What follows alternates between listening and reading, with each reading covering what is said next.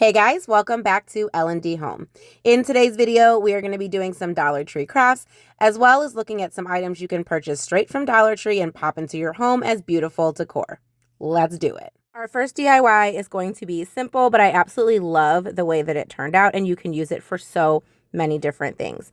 I found this little wooden trinket box from Dollar Tree, and I'm going to be taking the hinges off because it's going to be easier to paint, or we're doing kind of more like a paint wash than it is if I have them on there. I don't want to get any paint or any color on the hinges because I like the fact that they're gold. Plus, I can move the two pieces around separately and really get in all those nooks and crannies, as opposed to leaving the hinges on and having to deal with it kind of flopping open and closed. So that's what I'm doing right now, is just removing those hinges. So it's going to be nice and easy for me to paint.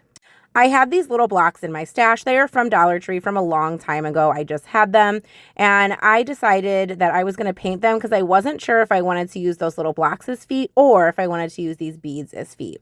So I did pull out 4 of the blocks so that I could do kind of like a stain situation with this burnt umber paint on them. I think it's burnt umber. It might be a different color, but it's a brown apple barrel paint, and I just mixed it with a lot of water, so it was more like a stain, but I didn't have to wait for the dry time of a stain, and also I didn't have to deal with the odor of a stain. That's why I decided to use this technique. As I was doing that on those blocks, I did not like the way it was turning out. I really liked how it applied to the box, and I think it's because the wood on the box is a more porous surface. The blocks kind of have this shininess about them. So I think if I would have done a light sand on them first, it would have looked a lot better. But you can kind of tell the color difference, that the box is looking really nice, but those little feet that I was going to do, they're not looking very nice at all. I was also impressed with some of the wood grade on this box, especially on the top. When I did the paint application and then wiped everything off, I'm just using paper towels here, not using baby wipes, just paper towels. I do like that I can see some of that wood grain. That's why I chose to do a stain kind of on it instead of an actual paint treatment on it. I do think it could be just as cute with paint on it if you like that look. I just liked this natural wood look. Like I said, I decided I did not like those little blocks, so I decided to go into these beads. These are actually from Dollar Tree. Again, I've had them for a while. They were in my stash, and I decided to use the black ones. So I took 4 of the larger ones and 1 of the tiny one. The 4 larger ones are going to be the feet, and I'm using this cement glue that I also got from Dollar Tree to adhere these feet onto the bottom. I like the way this glue works. It's kind of like it's not like runny like super glue. It's more of like a gel, but it doesn't have a super long drying time like E3000 does, or is it E6000? Whichever one that was. It has a crazy long drying time. This dries within an hour. So I use that small little bead, and that's going to be our little handle so that we can open and close our box easily when we are ready to put it back together. I put those hinges back on off camera, and here is the finished product. I think this is so stinking cute. I love the way that it turned out, and you can use it for so many different things. So I did style it a few different ways. Here I'm just using it as a little mini kind of jewelry box, placing some of my favorite earrings and things in there, things that I wear often to work. But you can also use it like I did here on my nightstand to put any lip glosses or small items in that you might use to get ready for bed. Here I have a little under eye cream. And then I also have a little tiny lip gloss or a lip balm, what I put on before I go to bed. This is where I ended up keeping it, is on my desk to use for Post-its. I need easy access to Post-its, but I don't like them just sitting out, so I love this on my desk. There are also lots of things at Dollar Tree that you do not have to DIY, that you can just use as is. I have my tea, my peppermint tea, in this little container, and this container came with this lid. It came like that. I bought it like that on purpose, but at Dollar Tree, I found this incense holder that was just $1.25. So I'm going to show you all the different ways that you can use this. You do not have to DIY or change it at all. You can use it just as is. So if you're not a person that loves to DIY and get into the nitty-gritty of painting and all that, this would be perfect. You can use it as a little lid for things that you don't need to be airtight, but you can also use it as a candle lid as well. And the great thing about this is it will snuff out your candle, so you don't have all that kind of smoke smell in the air after you are done with your candle, and it looks super cute, like the candle just came like that. Another way that you can use it is as a little like jewelry holder. Maybe put your rings in there, your bracelet, your earrings, some of those things that you just really love or maybe you wear often, you can put on your vanity or wherever. I also thought it would be a cute little ring holder for when you do the dishes. So if you like to take your wedding ring off or any jewelry off when you're doing the dishes or you're cleaning, this would be a great little spot for you to make sure that it doesn't go falling down the sink or it doesn't get lost. You just pop it in there, wash, dry your hands, whatever you need to do, and then you can just pop your jewelry right back on. Another item from Dollar Tree that I think makes a great DIY or craft item are these picture frames. I really liked the kind of shape of this. I thought it was really pretty, but I wanted to do something different than just paint it. So right now I'm just kind of taking everything apart. I'm going to take the picture out and get it like all set up and ready to go. And you could easily paint these, stain these, you could do whatever you want, but I am going to be doing something a little bit different. Now you're going to see me paint this and you're going to be saying like, okay, but you said we weren't painting it. I need to do a base on it because I am going to be doing something different on this than just a paint technique. So I just really simply took some of my Waverly white chalk paint and I just gave everything a good coat of this chalk paint because I need this white base for the thing that I am going to be doing to it. So I made sure that I got all of the sides and the front of it. I wasn't super worried about the back because you're not really going to see it and it's not really going to matter, but you can paint the back and you can give it a good coat if you want to. I do have a little cup of water there because my Waverly chalk paint is like so thick. Like I just need to get a new one. Like you see, I just poured the water in there and I'm like, okay, I'm just going to mix it in because it is so rough. It has been a while actually since I have crafted anything, so it's definitely getting dried out and I need to get some more, but I just want to use what I have. I am going to be actually doing sublimation on this picture frame. So I already printed this out. I do have a printer that I converted to a sublimation printer. I can talk about that in upcoming videos. It is not an Epson and it is working okay for me. I do have to kind of finagle some things, but if you can't afford an Epson, I have an idea for you coming up in future videos on an Epson, or I'm sorry, a sublimation printer. Obviously you need sublimation ink and all of that, but I did all of that off camera because this video is more about Dollar Tree and it's not about sublimation. I did also get this heat press for Christmas. I will link the video down below where I kind of redid my craft room. If you're interested in that, I reorganized it and moved a lot of things around, got rid of a lot of stuff. It was a whole project. So I'm using this heat press that my husband also got me to go ahead and press my sublimation on top of this picture frame.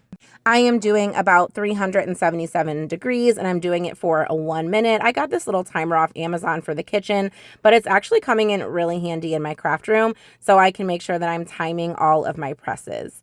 You do want to make sure you get a nice firm press if you are using a heat press like this, but if you don't have one, but you do have like a sublimation printer or a converted one, obviously you can just use a regular Cricut heat press.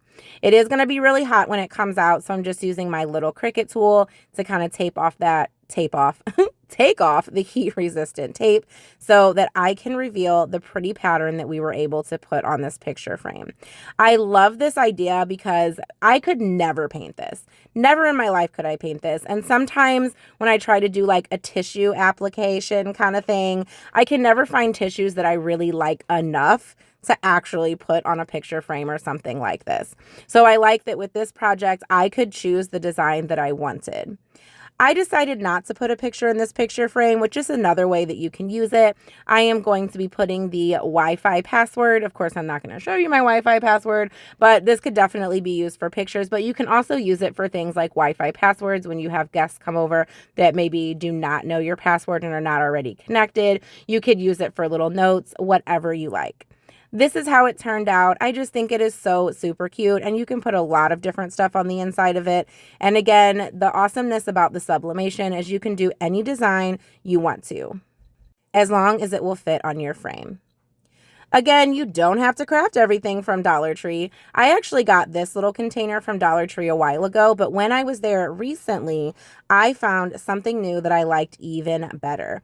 I like this one a lot more because it fits in our bathroom a lot better. It's a nice slim design. And they also had all different kinds of like shapes and colors at my local Dollar Tree. So if you want something more colorful, you can absolutely go for that. I am not a super huge color person, so I chose clear. I also got this Scope mouthwash from Dollar Tree. It was a $1.25, and no, it's not a huge container, but I actually had some left over after filling this up, so I do have some when I need to refill. Don't worry though, I did not get rid of that other container.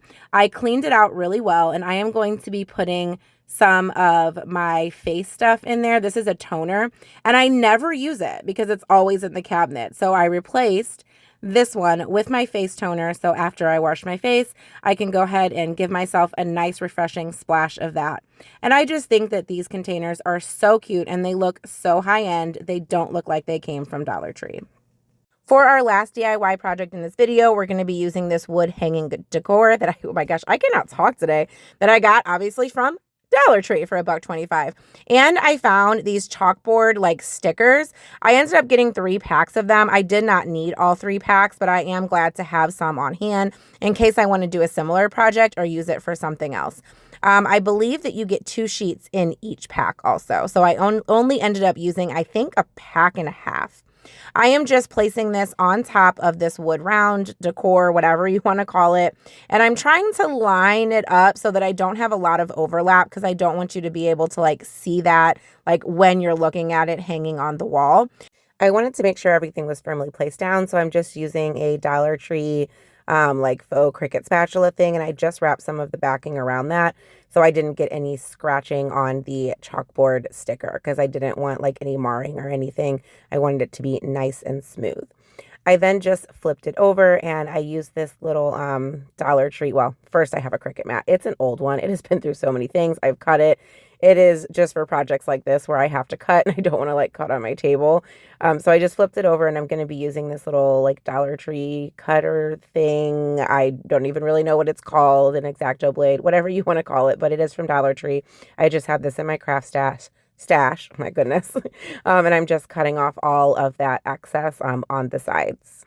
When I was cutting, I was making sure that I was like pushing kind of towards the actual like piece so that I got a nice clean cut. I then worked on cutting out the little holes so that I could put a hanger on here because I do want to be able to hang this up. And this was super simple. I just kind of like wiggled the X-Acto knife in there and just peeled off the little cut that I had made. I did not want to use the string that it came with, so I did have this beaded garland. Again, this is also from Dollar Tree for $1.25. It was a little bit longer than I needed it to be, so I just kind of had to like untie it and then take off some of the beads that I did not want. I will say this was secured very like oddly. I could not figure out how to get the other side secured the same way. It was like looped through a bead, but like not tied, and I wasn't sure. So I tried to do my best to get it to like hang evenly. So I'm just starting here by just tying this one side just as it is. And I did like a ton of knots, like honestly, probably like 10 because I did not want it to like slip through as it was like hanging up. And then I just kind of figured out where I wanted my like length to be. So I just took off beads from there. You could also like make your own beaded garland with like the pack of beads that I had shown you earlier that I also have from Dollar Tree. They do sell individual beads. I do believe though I got those in the hair section a while ago. Most of the beads that they sell in the craft section at Dollar Tree are white. They have some pink and some black, but I liked those like brown wooden ones, and I do believe I got those in the hair section, and I've had them for quite a while, so I'm not even sure that they like still sell them, but I didn't feel like making my own beaded garland, so I did pick this up, and it was worth $1.25 to not have to make it.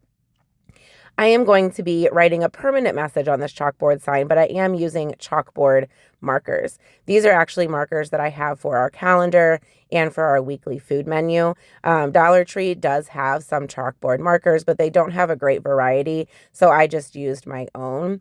I am going to be putting this permanently in my craft room that I just redid, just to kind of remind myself when I get frustrated with the craft and maybe it's not turning out the way that I want it to, or the sublimation isn't working the way that I want it to work, that I can do it. And I just always really loved this message, like, you are enough. I just think it's a beautiful message, and it can speak to so many different things and so many different areas in your life.